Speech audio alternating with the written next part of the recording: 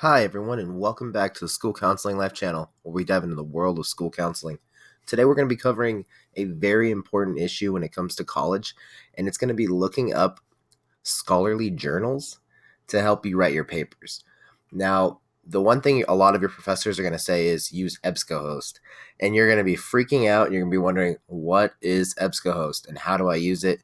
And your professors don't usually help you all that much with that, because most of them really expect you to already know how to do it. So today, I'm going to dive into that for you guys. And I'm going to try to make this short and sweet.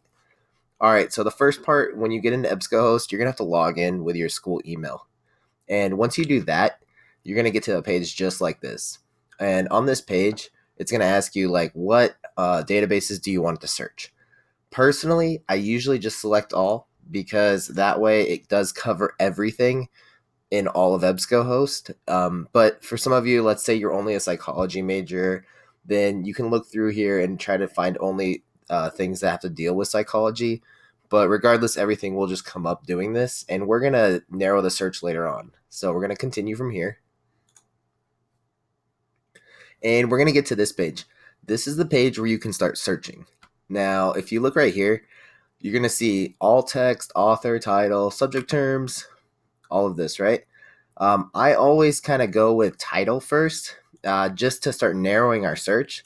And for me, as a school counselor, we're going to look at conflict resolution. And you can see a bunch of things kind of pop up right here.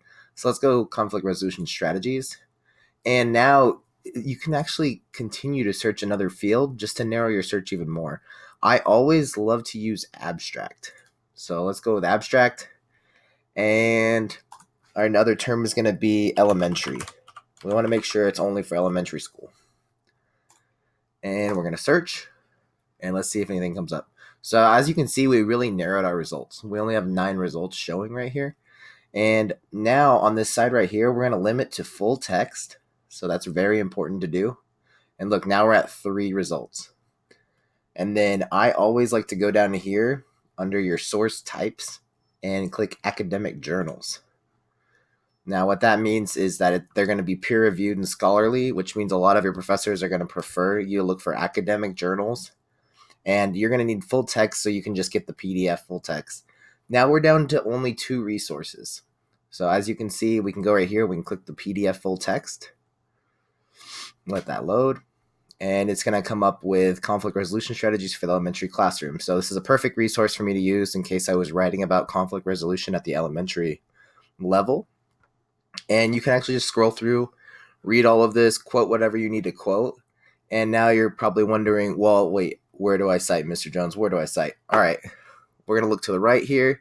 Google Drive, print, email, add to folder, and cite. Hey, it's right here. So we'll click on this, and right here at the top, which is amazing that it does this for you, is it actually cites it for you depending on what you're using. Most of you are probably going to be using APA. And so you can literally just highlight this right here. Actually, just this part right here. And I usually don't put the HTTPS DOI part at the end. Most of your teachers don't really want that, so I don't ever put that. I haven't really found a teacher that actually wants you to put that part at the end right there. And we'll get into citing in another video. But yeah, you'll just copy this right here, and you'll be cited for APA. If you have to do a different thing like MLA, it cites you for MLA and all these other different ones right here. And otherwise, you can download this right here at the top. It says download, and you can put this on your desktop. That way you can save this resource for later, because I know navigating through EBSCOhost can be very confusing, and you could find a resource and then lose the resource and try to find it again. It takes forever. So definitely always make sure you download it to your desktop, and you can use this resource for later. And that's going to cover it for this video. Very short and sweet. I hope that kind of covers everything for you guys. And, just remember, narrow your search down. Usually you can just search for the abstract, and the abstract is usually at the beginning.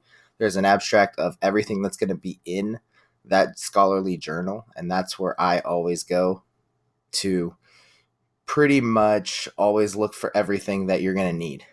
Is it going to be in the abstract? If it's not in the abstract, it's not really going to be important to do. I don't ever search all text, because you're just going to find some obscure sentence that doesn't even matter, and that's not going to help you with your paper. So always go with the abstract. Always make sure it's a scholarly journal, peer-reviewed, and you'll be fine. So I hope this helps you guys, and have a great one. If you like this video, please subscribe to the channel. We're definitely trying to continue providing really high-quality resources for you guys to use in college. Thank you very much, and have a great day.